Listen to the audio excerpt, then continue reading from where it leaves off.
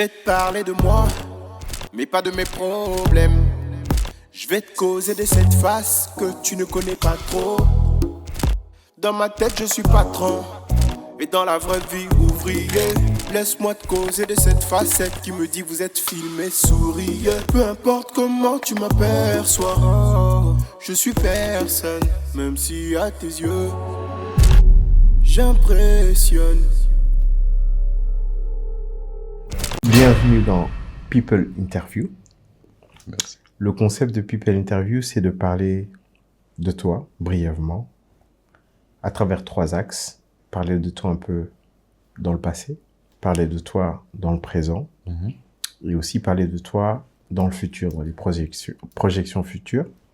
Et le plus important ici, c'est de pouvoir conclure en donnant ton message, en partageant un peu ta philosophie de vie, donc à savoir pourquoi, qu'est-ce que tu fais ce que tu fais, et qu'est-ce qu'on doit retenir de ta personne, de ton expérience, de tout ce que tu entreprends.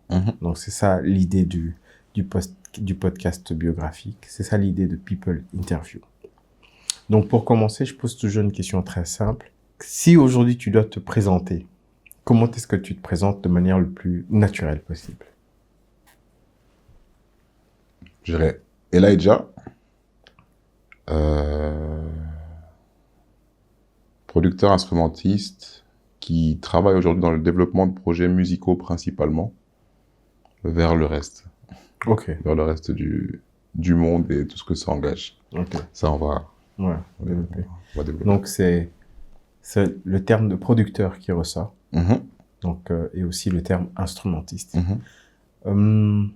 Avant de parler de ça à proprement dit, j'aimerais bien, si tu veux bien, faire une projection flashback. Comment était Elijah plus jeune, l'enfant, le petit Elijah? Super intéressant comme question. Parce que quand je le regarde, que je refais le film, le petit Elijah, c'est le petit trop curieux. Enfin, on l'est jamais assez, je pense. Très curieux, super, on va dire, à l'aise dans différentes disciplines. Et on veut toujours plus, dans le sens, veut toujours savoir plus. Je pense que c'est ça que je verrais. Ok. Trop curieux pour, on va dire, ne pas être surpris qu'un jour je me retrouve dans la musique comme ça. Ok. Ouais, c'est un peu ça. Et quand tu dis curieux, bon, mis à part la musique, quel est l'autre aspect de la vie ou l'autre aspect de ta réalité de l'époque qui a attisé ta curiosité? On va dire que ma curiosité, on va dire, c'est l'aspect enfant d'immigrés. Donc nouveau. Moi, je suis pas né ici. Donc quand je suis arrivé très jeune ici, je crois que j'avais 2 ans. Ça fait que en termes de sensibilité et tout, c'est une acclimatation face à beaucoup de nouveaux paramètres. Et puis je pense qu'il y a aussi cet aspect où il y a l'enfant, les parents qui viennent aussi s'adapter à ce nouvel environnement. Et nous, on est plus vite adaptés, donc on est plus, on va dire, confrontés à l'extérieur, l'école, la sensibilité, la langue, même, on va dire, la coutume la coutume et la culture de là où on vit. Ce qui fait que ta sensibilité, elle est aussi stimulée de manière, on va dire, diversifiée un peu dans tous les sens. Je suis chrétien, de famille chrétienne, ce qui fait que aussi je vais à l'église depuis très petit et ma curiosité aussi m'a poussé en fait un jour à finir aussi à être, on va dire, attiré par la zone instrument. Et on avait 2-3 grands frères aussi qui étaient là, qui étaient aussi notre lien avec notre curiosité en fait. C'était un peu eux les grands frères dans la discipline musicale, et vu que c'était à l'époque c'était un peu les chouettes loisirs un peu. Tu vois, genre, faire de la musique, faire du sport, faire on va dire tout ce qui était un peu encore manuel, on va dire. ça fait que la musique, ça a commencé à prendre beaucoup de ma curiosité. Ok. Beaucoup de ma curiosité. Tu te rappelles de la première fois que tu as été face à la musique? C'était quel instrument? C'était dans quel environnement? Tu te rappelles de ce souvenir? De la découverte de la musique? En fait, on va dire que sensibilité, curiosité, on va combiner ça. Dans le sens, je sais que j'ai eu la grâce d'avoir un papa multimédia. Dans le sens très sensible, on va dire, à tout ce qui est photo. D'ailleurs, j'ai grandi avec des tas de souvenirs de l'enfance. Photos, il avait des caméras, donc on a des souvenirs d'enfance, des vidéos où tu nous vois un peu chipoter les instruments. Et au-delà de ça, il avait aussi une sorte de manie, tu vois, des machines un peu... les machines les machines en général. Ok. Tu vois, comme dans le sens... Il était un peu le papa high-tech, il aimait bien les machines. Ok. Et comme... et par high-tech, comme il y a l'aspect aussi multimédia, tu vois, il y avait cet aspect où on avait une chouette sono à la maison. Okay. On avait, je me rappelle, on avait des baffles avec un amplificateur, donc on avait plusieurs baffles postichés un peu partout dans la maison. On avait une sono, aujourd'hui on pourrait dire une 5.1, déjà à l'époque, parce qu'il avait déjà ce côté où il connectait déjà une chouette install sonore. Donc je pense que même la manière dont grâce à lui, on a écouté la musique. C'était déjà en 3D comme ça, tu vois. Et c'était la musique chrétienne. Ce qui fait que la musique chrétienne, on a pu la pratiquer très vite vu que j'ai joué à l'église. Donc la sensibilité que j'avais et cette curiosité a fait que j'ai commencé, on va dire, le premier instrument, c'était plus un accordéon que j'avais eu en cadeau. Ah ouais, ok, d'accord. Et il y avait un piano d'un côté, et le principe d'un accordéon, c'est simple, donc c'est essouffler et appuyer. Donc d'un côté, il y avait un piano, et je m'amusais en fait à essayer de retrouver des mélodies que je connaissais. Ça a commencé par ça. Ça, c'est le premier instrument le premier instrument que j'ai eu l'occasion de toucher. Et puis après, il y a les percus, les congas. J'ai joué au congas. Puis il y a eu le piano. Et puis le piano, il y a eu... Enfin, là, je vais un peu vite, en vrai. Ouais, ça s'est développé. Bon, avant d'arriver là, en fait, la question vraiment que j'avais ici, c'était d'abord de savoir, Elijah, comment tu te qualifies? Quel genre d'élève t'étais à l'école, petit? Ah, moi, j'étais turbulent. Turbulent dans le sens, pourquoi? Parce que moi, j'estime que j'étais pas turbulent. Avec le recul aujourd'hui, j'estime que j'étais curieux et très stimulé, très actif, super actif, grosse énergie, bavardage, tout ça. Donc, voilà, je sais que j'étais très... Tu voulais de l'action, quoi. Voilà, il fallait pas que ça soit mort, quoi. Faites-moi vivre. Quoi. C'était le petit avec beaucoup d'énergie. Et puis, je pense qu'il y a aussi cet aspect... ça, c'est une aparté. Je pense qu'il y a cet aspect aussi... je suis venu à 2 ans. Donc, à 2 ans... le petit, il parlait déjà, il était déjà actif dans la vie. Tu viens d'un environnement aussi où dynamisme, actif, on vit à l'extérieur. Et là, c'est un peu un changement de DA où c'est appartement, maison, école. Allez, il y a la cour de récréation, un peu confiné, voilà. Donc, je pense qu'il y avait aussi cet aspect où j'étais pas aussi sensible au changement vraiment. Donc, une bonne énergie, je pense. C'était une bonne énergie. D'accord. Et alors, comment ça évolue? Donc, ça veut dire que un peu plus grand, quel cercle tu te fais d'amis?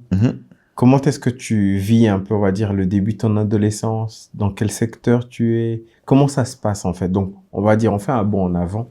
Ton adolescence, comment ça se passe? Donc, voilà, je pense que, comme je vous avais dit un peu au départ, je suis sensible à plusieurs disciplines en même temps. Donc, ce qui fait que tu côtoies aussi pas mal de cercles en même temps. Il y a des gens qui me connaissent comme Élie le footeux. Et dans l'adolescence, je suis très sport.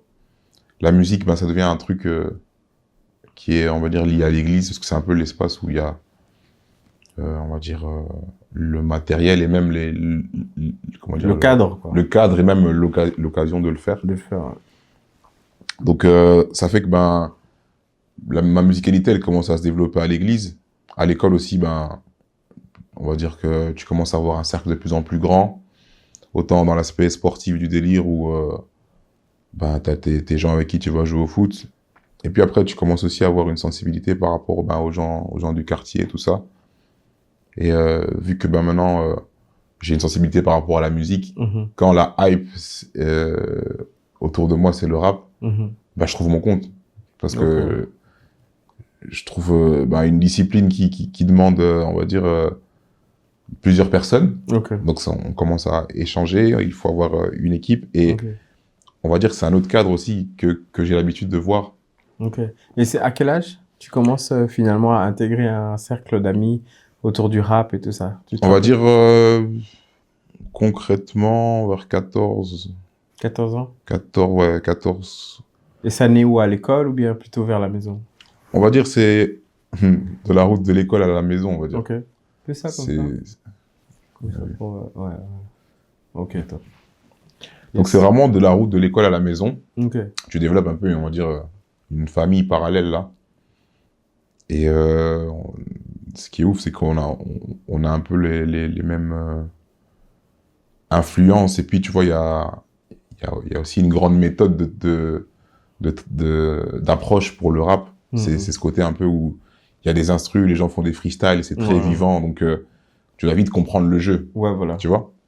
Et maintenant, comme je suis une personne aussi très très curieuse, j'étais sensible aussi au français. Le français, j'aimais beaucoup le français, même à l'école, je me rappelle les dissertations, à l'époque on appelait ça quoi, les élocutions, quand tu devais défendre un sujet et tout. J'étais très sensible à ça, j'étais très fort en fait à ça. Et on va dire que le rap en vérité c'était aussi un endroit où ben on a commencé à trouver une manière en fait d'exister. On va dire que tu te retrouves dans dans un espace où il y a tellement d'informations, tous ces cercles, tous ces différents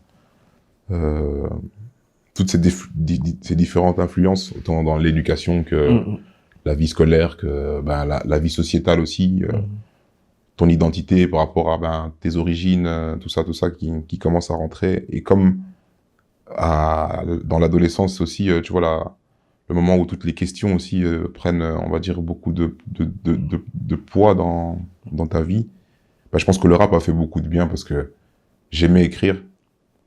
J'étais fan de Youssoupha à l'époque. Je trouvais que c'était un... En fait, si je dois prendre du recul, je pense qu'en termes d'identité, je trouvais ça fort, en fait, un Zaïrois, parce que cette époque, c'était, tu vois, ce côté Zaïrois, en fait, dans un jeune rappeur. Et puis, comment il rappait, j'étais en mode, mais voilà. Et puis, tu vois, ça m'a permis aussi de développer d'autres skills, vu que j'avais un peu ce côté sensible aux instruments. J'ai commencé à faire des instrus. Tu vois, j'ai commencé à faire des instrus. J'ai eu un groupe de rap. Le groupe s'appelait Tamara Productions. Et là, tu faisais des instrus à la maison, chez toi? J'ai commencé... En fait, c'est premier job étudiant, premier achat, ordi portable. À l'époque, je me rappelle, il y avait des promos au Carrefour. Toshiba. J'ai acheté un Toshiba. Premier truc que j'ai installé, c'était FL Studio.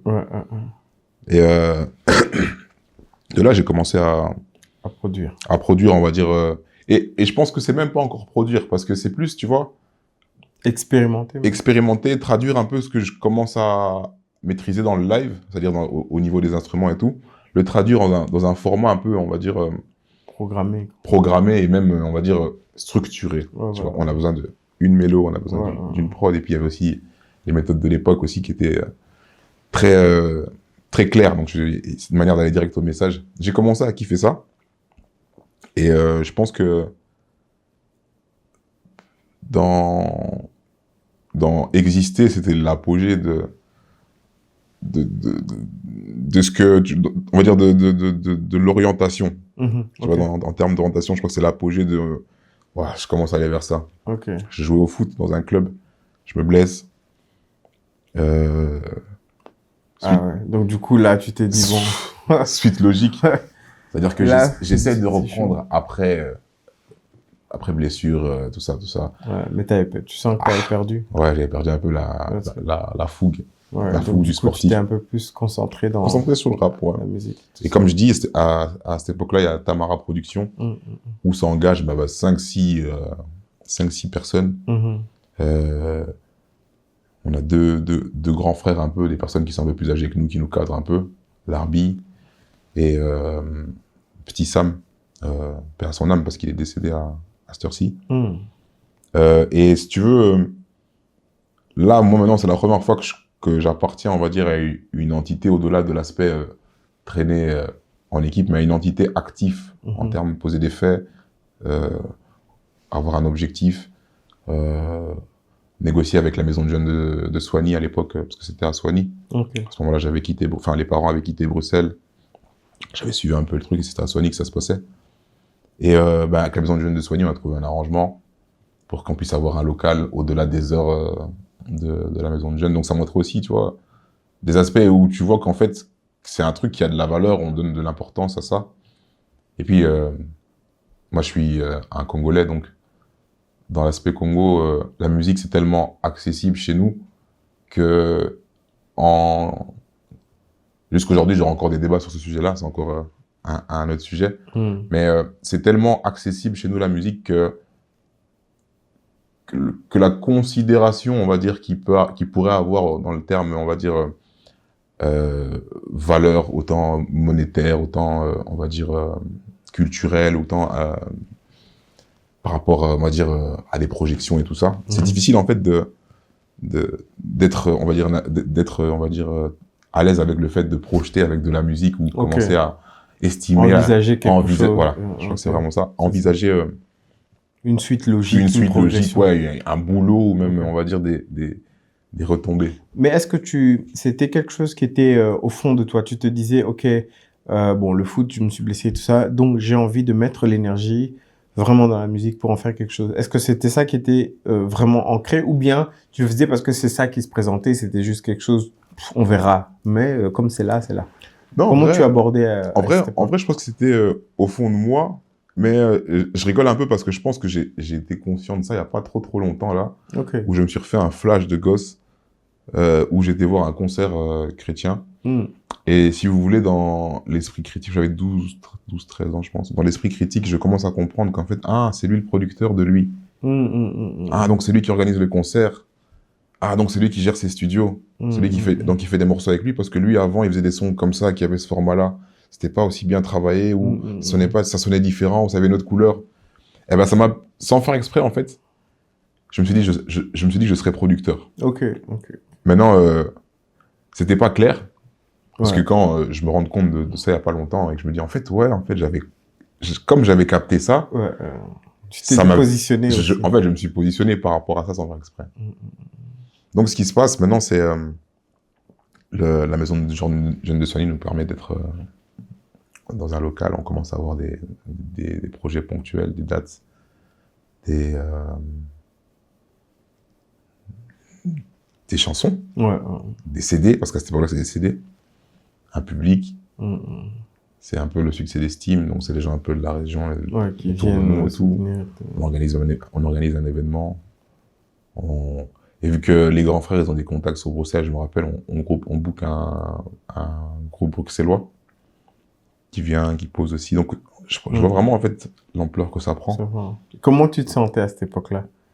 Franchement... Des maisons de jeunes, organisation de concerts, CD et tout, qui est fait.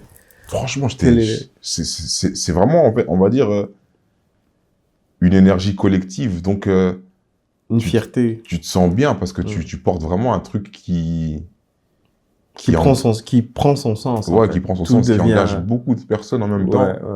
Ça veut dire que toi, tu avais peut-être ton talent, mais tu vois aussi l'impact que ça a. Tu vois les retours que ça a. Ça flatte l'ego, je pense. Ça aussi, ça alimente la confiance en soi aussi, je pense. Et en termes d'identité aussi, ça t'aide mieux à écrire la personne que tu es.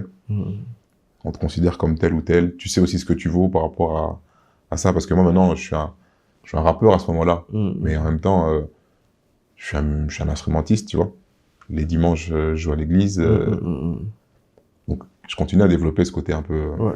Ici, on a un truc blanc dans la paupière, ouais. comme ça. C'est ça ou pas? Non, à mon avis, j'ai Non, c'est la lumière peut-être. Ah, c'est... un petit bouton. Ah, de- ok, ok. Non, ça va. Ouais. Ok. J'espère que personne n'est enceinte. Vraiment. Donc, j'en étais où? Ouais, donc on va dire, quel est ton meilleur souvenir de cette période-là? Est-ce que tu as un souvenir, un moment en particulier qui t'avait vraiment rempli de joie ou qui a fait monter ton estime? Je pense que Une scène. c'est vraiment une période. Ouais. Parce que c'était, on va dire, c'était une succession de choses, en fait. Une succession de choses. Même ce côté, tu vois, avoir le local de la maison de jeunes au-delà de l'heure, ça m'était déjà bien. T'es un jeune, mais t'as un truc en plus T'as un truc, ouais. T'as un privilège en plus, on avait un privilège en plus. Et alors, comment ça évolue plus tard de cette période, on va dire, maison de jeunes? Comment est-ce que tu fais le next step? Est-ce que tu fais autre chose après? Est-ce que tu restes dans... Comment est-ce que le rappeur évolue par la suite? Donc, ce qui se passe, c'est que, comme je dis, on a 2 grands frères qui gèrent le bail. On a un grand frère qui décède, comme j'ai dit, petit Sam, paix à son âme. Et le fait qu'il décède, en fait, on se rend compte que... Enfin, je pense que j'en parle peut-être une fois comme ça, en mode on, mais au nom des autres, je peux pas m'avancer, mais je pense que on se rend compte qu'il y a une personne qui avait vraiment qui nous colmatait vraiment dans le délire. Et moi, en termes de vie privée aussi, c'est plus, je suis plus trop à l'aise aussi dans Soigny. Il y a d'autres ambitions aussi. Donc, déjà. Là, c'est l'adolescence. C'est quel âge, plus ou moins? Là, on est, allez, 18, 19. Ok. 18, 19, allez, 20. C'est vraiment je suis majeur, Ouais. début de vingtaine, grand maximum, tu vois. Ok. Et ouais. Et donc, à ce moment-là, donc, il y a quand même une sorte de... je dirais pas que c'est une motivation, mais c'est comme s'il y a il y a un élément qui manque, c'est sûr. Mais dans le faire et dans la logistique du bail, je pense qu'il était pour beaucoup dans la motivation, pour recadrer les gens. Et comme je vous dis, moi, je suis très curieux, je suis très... toujours en recherche, comme depuis l'enfance. Ça fait que, moi, j'ai des contacts à Bruxelles, parce que j'ai grandi là-bas, et en vérité, pas mal de week-ends aussi, je suis là-bas. En parallèle aussi, j'avais noué des contacts un peu à gauche et à droite, parce que j'étais à l'école à la Louvière, j'ai traîné avec pas mal d'artistes là-bas aussi, des rappeurs à cette époque-là aussi. Arrivé sur Bruxelles, on va dire que je rencontre NS Christian, c'était à l'église, comme quoi, il sait. Et NS Christian, il s'avère que il habite Bruxelles, moi je fais les navettes de Soigny à Bruxelles, et le pasteur il me dit toi t'es le musicien, reste à Bruxelles parce que demain c'est tôt, et enfin arrange-toi pour la prochaine fois que tu vas à Bruxelles, tu restes avec NS, et voilà. Donc de là nous on commence maintenant à nouer, en même temps tu vois, j'apprends qu'NS en fait il fait de la musique aussi, je parle de toi comme si t'étais pas là, comme ça. Ouais, c'est bien, c'est trop bien. Il fait de la musique aussi, mais lui il craint parce qu'il crée un déclic dans ma manière de voir les choses. Moi, j'ai une éducation de rappeur qui a de la musicalité, mais la musicalité et le rap, c'est 2 outils différents pour moi, tu vois. Donc, c'est la première personne qui me fait tilter sur le fait, en fait, mais il chante et il rappe, et c'est pas un problème, tu vois. Il a pas un problème de schizophrénie, c'est lui, tu vois. Donc, à ce moment-là, moi, maintenant, je casse un peu mes barrières, parce que maintenant, NS me fait rencontrer des producteurs, on va dire, qui sont plus engagés dans le sens... on rencontre Gibson Vibe, qui lui, en vérité, il a l'expertise et le papier de l'école où on forme des ingé sons. En même temps, il fait des prods, donc il fait des trucs qui sonnent direct, tu vois. Moi, maintenant, c'est la première fois que je tombe sur ce type de format. Et il s'avère qu'à ce moment-là, lui, il bosse sur Logic Pro. Dédicace à mes agents de Logic Pro. Logic Pro. Je dis Logic Pro, pourquoi? Parce que pour moi, en fait, faire des prods sur FL Studio, c'est moins instrument. Donc, même bosser avec un clavier maître, j'avais jamais fait ça sur FL, tu vois. Donc, j'étais en mode du clic et tout. Donc, je tombe sur Gibson Vibe, qui lui, il a des bases de piano, mais avec ces bases-là, il fait des bails. Et maintenant, quand il se combine avec NS, ils font des formats de bails, je suis en mode, mais en fait, eux, ils ont débloqué la magie. Eux, ils ont débloqué le truc qu'il fallait, donc ça veut dire, tu as le contrôle de... Et la voix, et la prod, et c'est la première fois que moi, je voyais ça sur la même interface, tu vois. Donc, ça a remis un peu tout le truc en question. Et de fil en aiguille, moi, j'étais aussi instrumentiste. NS, il a commencé à faire des lives. Donc, j'ai commencé aussi à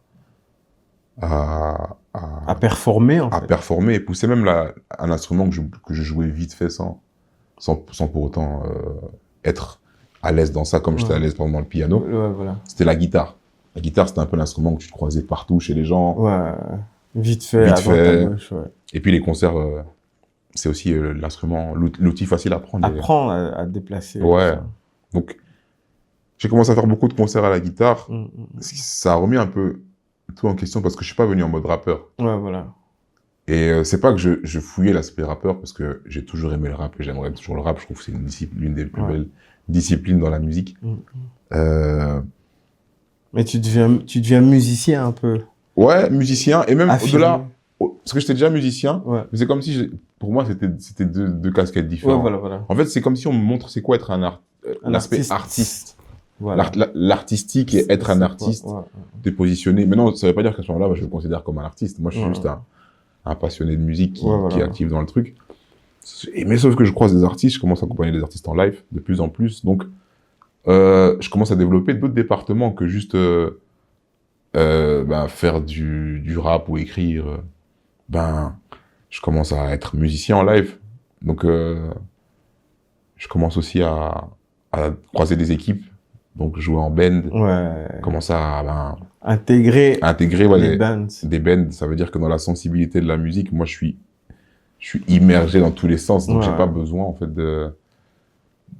je sais même pas ce que je veux à ce moment-là. Parce qu'en soi, c'est ça, en vrai. Tu découvres, tu expérimentes. Tu expérimentes, on va dire, t'as une musicalité, t'as un bagage musical. Mais en soi, c'est aussi une discipline d'opportunisme, tu vois, dans le sens dépendant le projet qu'il y a, ce qu'on s'est fixé, comment tu vas te positionner par rapport à tout ça.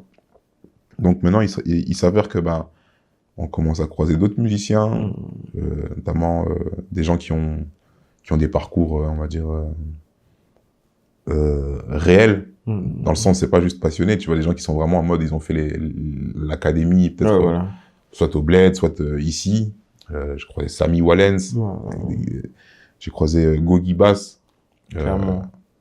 Lui, franchement, il nous a un peu choqué le cerveau quand il a débarqué. Il nous a électrocuté. Il avait un niveau, une manière de faire que... Il nous a électrocuté. On était... Non, c'était quelque chose. Sami aussi, il était très posé, mais tu sentais qu'il avait du bagage, quoi, tu vois. C'était un gars, il était calme. Tu vois, il devient quoi d'ailleurs? Il est toujours, je le vois plus. Toujours là, dans des vraies organisations. J'ai eu l'occasion de bosser avec lui par après. On en parlera. Ok. Donc. Voilà, c'est comme ça que. C'est comme ça un peu que ça se passe. Je commence à croiser des musiciens et de là, on commence à faire des concerts un peu partout. À l'époque aussi, tu vois, à Bruxelles, c'est très en vogue les jams. Tu vois. Ça a disparu un peu. C'est mort. Ça a diminué, quoi. C'est un peu mort, moi, je trouve. On peut le dire. À l'époque, c'était waouh. Durant la semaine, il y en avait, quoi. Pour avoir 3-4 jams la même semaine. Non, c'est vraiment mort, ce truc-là. C'est quelque chose qui doit exister. Hein. Tu vois, ces moments de jam, moi, j'ai toujours le souvenir que ça créait tellement de belles relations. Mm, Tu vois, mm, les mm. gens, ils parvenaient En fait, durant la semaine, on avait quelque chose à faire d'amusant, tu vois. De ouf. Tu pouvais, après le boulot, après ceci, machin, il y avait quelque chose qui t'attirait quelque part et tu De ouf. pouvais en faire quelque chose. De ouf. C'était vraiment bien. C'est une chouette époque. Et ouais, voilà. Donc, et voilà, tu arrives à ce stade-là où tu commences vraiment en fait, tu t'affirmes en tant qu'artiste, en Mhm. tant que musicien et en tant que producteur. Du coup, après les lives, tu te retrouves Ouais, au studio studio. maintenant en train Ouais. de créer, de commencer Et à... même, tu vois, j'assume pas encore cet aspect-là. Je me retrouve au studio, tu vois, Ouais, ouais, ouais. avec des artistes. Et ce qui est cool, c'est que je tombe sur des artistes qui savent un peu ce qu'ils veulent. Mm, mm. Donc, je comprends vite comment mettre en place une méthode de travail pour atteindre un objectif. Ouais, Tu ouais. vois. Surtout que, tu vois, moi, la seule expérience que j'ai en studio, c'est un peu à Soigny avec mes frérots, les rappeurs. Ouais, voilà, voilà. Mathias, Brice, Melfiano. Tout ça, je vous oublie pas, les gars. Je sais que j'en oublie un ou deux, mais on est ensemble. Donc, cet aspect-là, en fait, cette méthode de travail-là, elle était bonne, parce qu'on arrivait à du résultat, mais là, c'était en fait une méthode de travail, on va dire. Je parle de celle-là, mais elle est enrichie. Elle est Ouais, enrichie, voilà. elle a des nouvelles perspectives, elle a des nouvelles. Elle considère de nouveaux paramètres. Mm, mm. Et tu contrôles aussi ce qui pourrait arriver ou pas arriver. Tu vois. Donc, tu commences aussi à être à l'aise à faire de la prod plus poussée parce que tu insères vraiment de la musique et tout. Et on va dire que ça permet de rencontrer des gens, commencer à faire des petits morceaux. Je rencontre une artiste à voix avec qui j'ai eu vraiment l'occasion de tester du studio, Maïcha. Elle a fait beaucoup de live. Donc, ce qui se passe, c'est que beaucoup de morceaux sont nés en live. Ouais, voilà. Et on a été en studio après. Ce qui fait que dans la méthode de travail aussi, quand on arrive au studio, c'était pour savoir ce qu'on savait faire. Donc, ça rendait les... en fait, ça me permettait de voir le processus autant à l'envers qu'à l'endroit. Okay. En fait, cette expérience-là, tu estimes que ça t'a fait progresser en tant que producteur? De ouf. Ouais. De ouf. T'as eu vraiment de la matière pour explorer et trouver ta méthodologie peut-être aussi? De ouf, de ouf. En fait, tu considères beaucoup plus de choses quand tu bosses avec des chanteurs ou des chanteuses. Le rappeur, en fait, venant de l'école du rap, c'est assez... Ouais, on se suffit déjà. Tu sais ce que tu veux dans le sens... tu sais la prod que tu veux. Tu vas poser comme ça. Tac, tac, tac. C'est fini. Emballé. Voilà. On n'en parle plus. Allez, je fais des bacs. Non, j'en fais pas. Voilà, tac, ça, voilà. On sait exactement qu'est-ce qu'on doit rajouter. Voilà. Sauf que maintenant, tu rentres dans le monde artistique, ça veut dire la réalisation. Pardon. Structurée. La réal. Et au-delà de ça, c'est... tu te rends compte que la posture d'un artiste, c'est l'intention. Ouais. Donc, comment est-ce qu'avoir la bonne intention pour faire ressentir la bonne émotion et en même temps être juste en termes de technique et de notes. Voilà, il y a plein de paramètres, quoi. Le texte. Moi, j'avais déjà fini mon texte, tu vois. Voilà. Tu dois commencer à réfléchir pour un artiste qui chante, un artiste à voix. Maintenant, ce qui est cool, c'est que moi, ça me permet, comme je suis sensible à la musique depuis plus jeune, depuis quelques années avant ça, ça fait que je suis directement à l'aise, en fait, à commencer à penser ces choses-là avec les artistes, anticiper. Ça fait que je commence à créer des morceaux avec les artistes. Des fois, on est convaincus, des fois, on l'est moins. Des fois, on les sort, des fois, peu importe les raisons, on les sort pas. Mais moi, en fait, ça amène encore une autre dimension au truc, c'est comment amener un son jusqu'au bout et le sortir par toi-même, tu vois. Ouais. Ce qui fait que, en fait, t'as encore une autre vision, tu te rends compte d'autres paramètres qui peuvent gêner ou que tu connaissais juste pas, parce qu'en soi, ça gêne pas, c'est juste que t'étais pas au courant. Et là, tu vois ce que ça engage et t'es en mode, ok, je suis pas en total confort, en fait, avec ce truc-là. Tu te rends compte aussi que ça engage les carrières de tout le monde, donc la vision n'est pas c'est pas une pensée unique. Il y a ta vision, mais quand tu bosses avec des personnes, c'est trouver la vision commune. Et c'est aussi cet aspect où tu te rends compte que à ce moment-là, est-ce qu'on savait qu'on devait qu'on devait brainstorm, qu'on devait, tu vois, c'est plein d'aspects aussi où tu te rends compte de plein de paramètres. Donc, je dirais vraiment que toute cette expérience et ce moment où j'ai croisé les artistes à voix, ça m'a permis en fait de devenir un producteur plus avisé. Donc, dans le sens, ouais, ça je sais pas faire, ben, on peut appeler un guitariste. On sait comment construire une réale. Voilà. On a besoin d'une vraie basse, ben, on a un go-geek qu'on peut appeler. On était vraiment dans le faire de manière réelle, tu vois. Ouais. Et alors, allez, cette expérience-là, maintenant, on va dire, maintenant, ta casquette de producteur a pris forme, tu vois. Et alors, à un moment donné, tu décolles un peu de cette, on va dire, de cette école un peu de formation, de nouvelles informations à réunir, à structurer. À un moment donné, ouais, on te voit vraiment prendre ton envol, tu vois. Et alors, ça nous amène à ton activité aujourd'hui, tu vois. Yes. Donc aujourd'hui, tu as ta structure, tu tiens une maison une production, tu as un studio où tu enregistres, tu bosses avec des artistes. Comment ça se passe de manière générale aujourd'hui? Comment tu t'es servi de l'expérience passée pour être la personne qui On va dire que il y a eu une étape dans ma vie qui était primordiale, c'était j'ai eu l'occasion de bosser avec des DJ. Ok. Donc c'était encore un level au-dessus des artistes dans la formation, tu vois. Parce que la formation dans le vocationnel, c'est journalier. Dans le sens, si tu fais, je sais pas moi, du marketing ou de la vidéo ou quoi que ce soit, les techniques, elles évoluent tout le temps, les méthodes de consommation, elles évoluent. Donc c'est constant, en fait, l'école.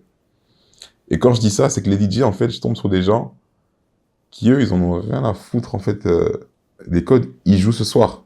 Ils jouent ce soir, il peut jouer autant sa musique, qui peut jouer ta musique, qui peut jouer la musique en vogue. Ouais, c'est encore une autre approche. C'est une autre approche. Ça veut dire, et même eux, tu sens qu'ils sont pas spécialement influencés de la même manière que les rappeurs, les chanteurs. C'est une autre porte, en fait. Ça va très vite, Donc, on commence à produire avec les DJ. Ça veut dire que moi, ma musicalité, tout ce que j'ai développé, je peux venir avec des longs claviers et tout ça. On va couper un truc, tac, on prend juste ça et c'est bon. Voilà. Donc, ça remet en question, en fait, toute la manière de composer que j'ai appris depuis ces quelques années avec les artistes. Ouais, voilà. Et là, en fait, je deviens sensible au format. Tu vois? Donc, dans la méthode de travail, c'est arrivé, en fait, au stade où, en mode, oui, j'ai sorti des morceaux avec des gens, mais là, en fait, construire un morceau de qualité ou un morceau qui parle à une masse, ça engage certaines choses. Ce qui se passe, c'est que mon groupe de DJ, dédicace à Basement, le groupe s'appelle Basement, ça veut dire que c'est 3 DJ plus moi. Moi, je suis un peu la voix de l'équipe parce qu'on fait des morceaux autant en production au sens propre qu'en termes de morceaux qui nous représentent. Et les choses se passent d'opportunité en opportunité. Dieu fait grâce, on arrive jusqu'à trouver un label en France. Et là, en fait, c'est concret dans le sens, on dépose un truc, on arrive à un format, et il y a des partenaires, en fait, plus hauts que nous qui réagissent. Et un peu aussi, dans les périodes-là, on a l'occasion de bosser avec... parce que les DJ, en fait, ce qui se passe, c'est que il y a tellement de choses à dire sur eux, parce que c'est un réseau, ils sont connectés entre eux, ils jouent tous les soirs, donc c'est eux qui contrôlent un peu contrôler, dans les grandes lignes, ils contrôlent un peu les playlists du soir. Donc si maintenant on est une bande de DJ, on peut contrôler aussi une track qu'on peut jouer ce soir. Donc ils ont un impact en termes de diffusion, voilà. Et puis il y a beaucoup de DJ qui ont aussi, tu vois, des carrières, des émissions radio. Donc ils ont de l'exposition plus que les artistes qui se battent. Et dans l'action, en fait, ils connectent avec la terre, avec des gens sur le globe très rapidement. Ils te disent non, j'ai parlé à tel, on a ça. Tu dis wow. Nous on était ici, il y avait rien qui se passait. Toi tu me dis ouais non, là on a Bunji, Garlin sur la track. Ah, ok. Donc voilà, j'ai eu l'occasion de faire, comme j'étais la voix du groupe, j'ai eu l'occasion de faire des feats avec 2-3 artistes stylés dans l'aspect maintenant de production. Donc je suis la voix du groupe, mais je suis pas la marque du groupe. Donc on t'apprend aussi à faire un format un produit bien formaté dans un certain sens, Donc, j'ai du recul. Ouais, voilà, voilà. Parce que des fois, j'aime bien, des fois, j'aime moins. Mais avec le recul, tu laisses laisses faire fonctionner ce qui fonctionne. et comme ça engage, ben, tu prends aussi l'aspect, on va dire, professionnel où tes émotions, tes sensations ou ta playlist privée n'a rien à voir avec le résultat. Avec le travail. Le travail. Ouais. Donc là, ça commence à faire une scission. Parce que eux, maintenant, ils me ramènent dans un niveau de travail où, comme ils sont bookés tous les soirs, ils sont déjà dans un modèle économique, tu vois. Voilà. En mode, donc moi aussi, en fait, bosser là-bas, ça me permet, en fait, d'être aussi un peu plus pointilleux dans ce que je fais. Ouais, voilà. Ça veut dire que même, on va commencer à vouloir faire un live. Bah, je vais m'arranger pour que ce soit un live dans des bonnes conditions. S'il faut qu'on m'a demandé de ramener une équipe de musiciens, bah, je vais m'arranger pour que tout le monde soit à l'aise, que les conditions soient bien. Donc, j'ai commencé aussi à me pousser, en fait, plus loin dans le côté distillé de mes services. Okay. J'ai commencé à distiller mes services, que ce soit plus intelligible, plus clair dans l'objectif. Donc, il y avait le pôle live qui était assez bien géré. Et puis, j'ai souvent aussi 2-3 soldats autour de moi qui sont toujours près des mercenaires en mode t'as un coop de concert, on y va. J'en place une pour Aigle Solo et Nathan Mancini. En gros, comme j'avais une équipe toujours prêt, donc j'étais souvent prêt aussi, donc les lives, on est devenu un peu plus distillés. Ça fait que on a commencé à faire des concerts un peu plus quali avec les contacts qu'on avait. Je parlais de Sami Wallen, notamment lui. C'est lui qui nous a fait, qui nous a mis sur une scène de couleur café. Je te parle de ça il y a quelques années. On a fait quelques éditions aussi après. Et c'était à base de composer un groupe avec des jeunes de la diaspora congolaise ici à Bruxelles. J'ai eu l'occasion de faire des concerts comme Sly, des gens que j'écoutais jeunes, Kim, des gens que j'écoutais jeunes. En gros, ça m'a poussé en fait à mettre un niveau aussi dans ce que j'attendais dans mon pôle, parce que mes frérots dans leur pôle, ils étaient carrés. Voilà, donc on est signé en label. Signé en label aussi, c'est notre leçon. C'est-à-dire que tu as des investisseurs, donc des partenaires, et comprendre la nuance là, je pense que même à ce moment-là, je n'étais pas encore sensible à cette nuance, parce qu'il y avait cet aspect aussi très hiérarchique dans l'éducation aussi qu'on avait par rapport à cet aspect label et tout ça. Je pense que c'est un sujet où je pense qu'ici en Belgique, il y avait pas vraiment de coaching ou d'exemple de réussite assez clair pour qu'on puisse se positionner par rapport à ce genre de situation. En fait, c'est une nouvelle école, en vrai, là. Tu rentres encore dans une nouvelle école. Ouais, de ouf. Avec des nouvelles informations, des structures que tu ne connaissais pas, des positionnements à avoir, des détachements à avoir par rapport à ta pratique. Complètement. Donc, c'est comme si tu étais à l'université, là, maintenant, dans le music business, quoi. Tu vois, un peu. Tout à fait. Clairement. C'est-à-dire qu'il y a un éditeur, il y a un label, des managers, on commence à avoir des bookings sérieux. J'ai eu l'occasion de faire une scène où Aya était même sur la même scène. Donc, moi, je n'étais pas encore conscient que ça allait devenir Aya Nakamura maintenant, mais ça montrait un peu dans quel genre de sérieux on m'a mis. Donc, le projet Basement avec les DJ, c'est un projet qui m'a sorti du lit.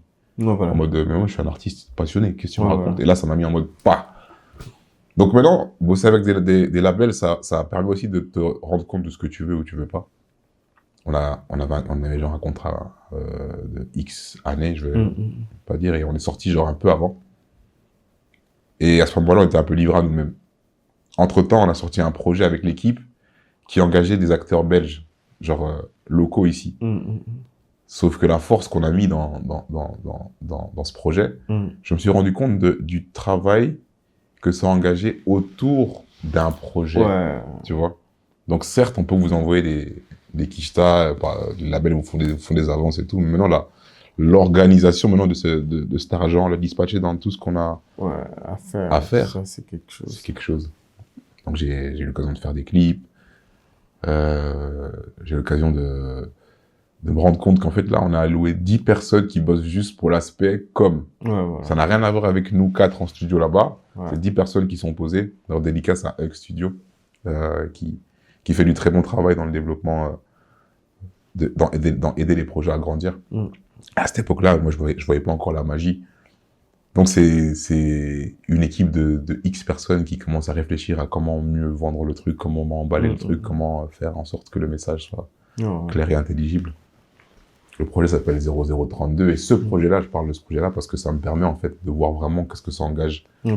Travailler à échelle professionnelle avec des équipes et en fait synchroniser toutes ces personnes. Et pendant ce temps-là, est-ce que tu as ton studio ou bien tu es uniquement à 100%? Attends, j'y arrive. Ouais. J'y arrive pourquoi? Parce que j'ai mon studio, mais ce qui se passe, c'est que le projet prend beaucoup de place, donc le studio, c'est plus pour peut-être terminer une maquette qu'on doit envoyer. Voilà. En fait, ça avait pris en fait une certaine tournure. Maintenant, ce qui est cool, c'est que moi, j'ai jamais été fermé à la collaboration à ce moment-là. Moi, j'ai toujours des projets sur Bruxelles dans lesquels je collaborais. Je pense notamment à Wazana, avec qui j'avais l'occasion de beaucoup bosser, avec qui on a vu pas mal de monde passer là-bas aussi. Donc, ce qui fait que quand on sort du contrat avec le label, je reviens avec le label, on se retrouve un peu livré à nous-mêmes, on a sorti un projet nous-mêmes, on se retrouve un peu en mode, bon les gars, on va se concentrer dans nos disciplines. Chacun a développé le truc à fond, être à l'aise avec le bail. Et c'est à ce moment-là, en fait, que il y a la transition où je rencontre, il s'agit de Dieu fait bien les choses, je rencontre... Enfin, c'est pas que je rencontre, parce que c'est des personnes que j'avais déjà rencontrées dans le milieu des jams et des lives et tout, c'est Sidik et Jamila. Et même la première fois que j'étais au studio de Sidik, c'était avec NS. Notamment un feat avec Prohibé, à l'époque, si je me rappelle bien. C'est la première fois que je voyais Sidik et tout. J'avais pas encore fait le lien avec Jamila. Et puis, l'aspect live, c'est que comme la période des lives et des jams, il y avait souvent un groupe qui commençait et puis ça finissait en jam. Et j'ai découvert le groupe de Jamila et Sidik. Je me rappelle pas le nom du groupe. Purple. C'était Purple quelque chose, non? Attends, Purple. Il y avait un nom avec la couleur mauve. Ouais, je me rappelle, j'avais posé la question. Rise Purple? Rise and Pulse. Rise and Pulse. Rise and Pulse. Yes, bien vu. Ça veut dire, là, je vois un batteur qui... Ah ouais, voilà. Un batteur qui chante et qui... Voilà. Et là, je connais pas encore Anderson Paak. Et là, c'est Sidik. Il y a son frère, Eke, qui... Lui, il est avec un tambourin, il est en train de chanter avec un anglais de ouf. Et Jamila, elle chante. Je me dis, mais c'est quoi ça? Et dans le vivant, tu vois, moi, c'était aussi une expérience, on va dire, la première fois, tu vois des gens qui maîtrisent une discipline à fond. Donc, on se recroise maintenant quelques années après. Sidik qui gère le Sensitive. Et le Sensitive, il s'avère que, il me propose de collaborer. Et moi, à ce moment-là, je bosse avec Firestone. Quelqu'un aussi qui m'a beaucoup ouvert, on va dire, ouvert les yeux ou mis au travail par rapport à comment ça fonctionnait sur Bruxelles ou comment lui fonctionnait. À ce moment-là, on est associés. Donc, on arrive au Sensitive. Il y a Black Red aussi qui débarque au Sensitive. À cette époque-là, il y a Carlos qui débarque au Sensitive avec des AG sons. Il y avait Yams. Je me rappelle plus des noms de tout le monde, mais respect, les gars. Il débarque au Sensitive. Et on continue à évoluer là. Puis, il y a un peu de changement aussi dans la structure. Et il s'avère que il y a d'autres personnes qui prennent un peu leur chemin, notamment Carlos, Faya, qui continuent un peu leur bise. Et on se retrouve un peu, on va dire, avec des services qui commencent à prendre une certaine couleur, on va dire une certaine direction artistique et tout. Et on commence aussi à croiser les services parce que moi, j'étais beaucoup plus dans l'aspect création de prod, création de morceaux, création on va dire, de couleurs musicales, tu vois. J'aimais beaucoup en partir de zéro. Ou même, j'ai commencé aussi à croiser des artistes aussi de plus en plus différents, qui des fois, ils avaient leur couleur. Donc, ça m'a permis aussi de mettre un peu les mains dans le cambouis et être à l'aise avec n'importe quel genre de projet. Pas avoir peur d'appeler quelqu'un si nécessaire.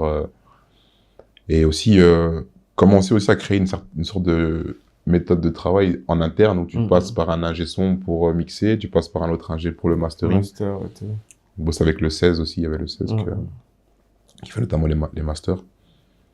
Et maintenant, si je parle de Sidik et Jamila, j'aime beaucoup la vision parce que eux, comme ils viennent du live, C'est-à-dire que Sidic, il est un ingénieur de son, mais genre senior, tu vois. Le gars, il a étudié ça à Liverpool, si je dis pas de bêtises. Donc, il a une formation qui a déjà les yeux ouverts sur le monde. Voilà. Dans le sens, je dis ça parce que nous, des exemples ici, c'est un peu compliqué. Et même se projeter dans le truc, lui, il avait déjà la vista. D'ailleurs, il a un studio, on est en cowork. Il parle de cowork déjà, donc nous, c'est encore nouveau ici à Bruxelles. Du moins, si ça se fait, on n'est pas trop au courant et c'est très sectaire. Donc, chaque entité développe un projet et on voit que c'est que eux. Mais là, c'est la première fois que je vois un studio ouvert où il y a des clients qui viennent et comme on rend les services interactifs, c'est-à-dire que moi, je vais commencer à bosser avec un artiste. Si demain, il y a besoin de faire du rec, bah, tu peux le faire avec Sidic. Ou si demain, tu veux... Sidic, il a besoin de prod, tu viens. Il y a un aspect aussi que moi, j'aime beaucoup, c'est que Jamila, comme elle est très forte en live, elle est coach vocal. Ça fait que bah, les projets qui sont composés, bah, ils ont aussi un suivi live. Où il y a du coaching scénique qui est fait. Donc, en fait, en gros, en fait, là, ce que je comprends bien, tu rentres vraiment dans un système où ça se complète. Ouais. Donc, les secteurs de production subdivisés en prod en tant que tel, en recording, en mixage, mastering, en coaching pré-prod, donc préparation d'artistes avant de commencer le travail. Donc, tout ça, maintenant, se retrouve dans des différents modules, mais tout le monde au sein du même endroit. Et vous vous envoyez les services. Et c'est comme ça que tu travailles jusqu'à présent aussi là-bas. Donc c'est un peu ça qui se passe. Sensitive, ça prend une ampleur un peu plus, on va dire, coworking, mais ça veut dire qu'on commence à gérer des projets de plus en plus grands aussi. Vu qu'il y a plus de personnel aussi, on a plus de vision.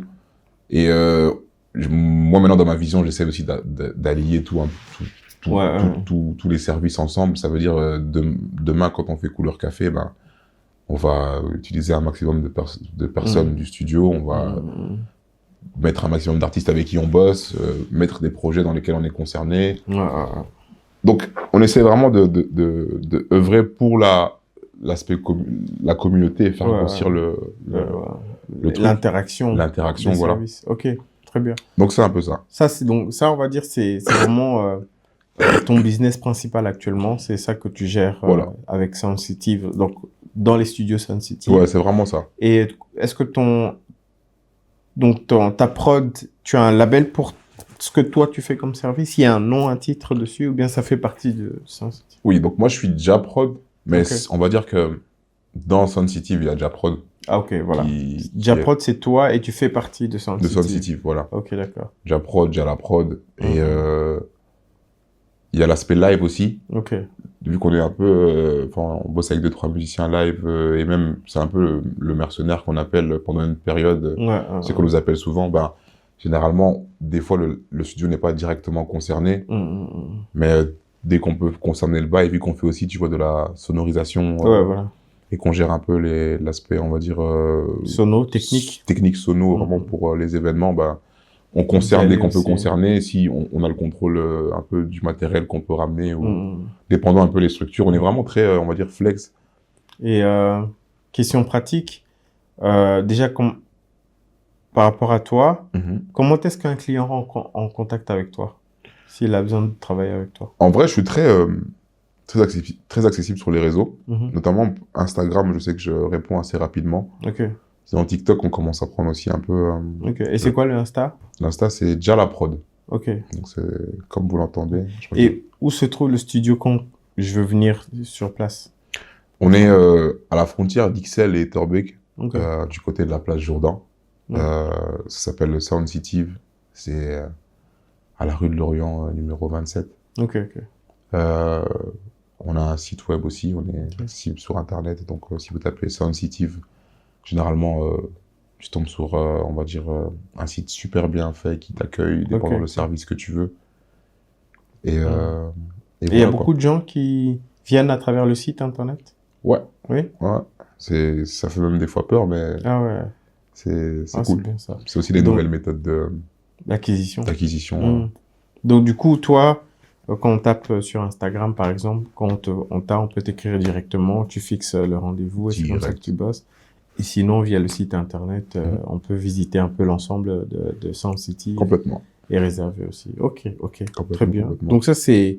Là, on a un peu parcouru le passé, on a parlé aussi du présent. Maintenant, le troisième volet ici, j'ai toujours une question par rapport à ça. Je me dis, comment est-ce que tu te vois dans 5 ans, dans un futur proche? Et comment est-ce que tu te vois dans 10 ans, dans un futur long terme? C'est une question très pertinente.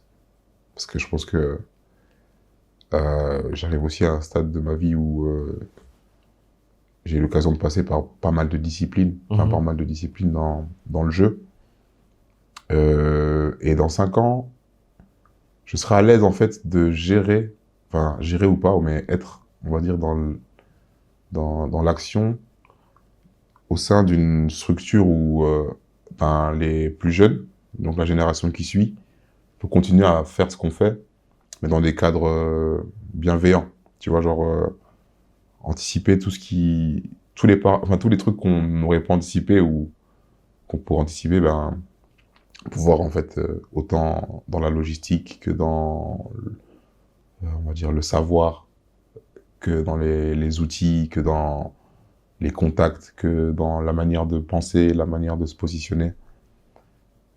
Enrichir un maximum en fait la génération qui suit. On a des petits frères, on a des petits neveux qui sont vraiment forts dans la discipline. Et je pense qu'il y a mieux à faire que nous à notre époque où c'était beaucoup plus compliqué, où c'était plus, on va dire, orienté vers un même parcours un peu pour tout le monde. Et là, aujourd'hui, comme c'est un monde aussi où les opportunités sont décuplées, où tu peux faire ça un peu n'importe comment, tu peux aussi te perdre. C'est aussi, tu vois, sensibiliser aussi les gens aux différents métiers, même je dirais, qu'engage l'industrie de la musique et le vocationnel en général. Parce que oui, je travaille dans la musique, mais j'ai vu des gens qui font de l'image, un peu comme toi. J'ai vu des gens qui font de la com, j'ai vu des musiciens, j'ai vu des gens dans différents types de disciplines. Et c'est des disciplines qui sont des boulots à part entière. Et dans 5-10 ans, je me verrais bien être à l'aise avec cet aspect articuler un peu toutes ces organisations. Ok, donc un peu gestion de structure de manière un peu plus détachée. Ouais. Et aussi plus dans la transmission de savoir. Transmission. Ok. Ok. Et alors, maintenant une question beaucoup plus générale. À travers ton passé, donc qui tu étais enfant, à travers ce que tu as vécu en grandissant, à travers ton expérience, à travers ce que tu fais aujourd'hui, si tu avais le micro et que tu devais laisser un message, partager ta philosophie de vie, en tout cas un résumé de ça, un micro qui te permettrait de parler directement à toute la terre entière, quel serait le message que tu passerais et quelle serait la philosophie de vie que tu partagerais? Moi, je dirais, ne vous empêchez pas de vivre des expériences à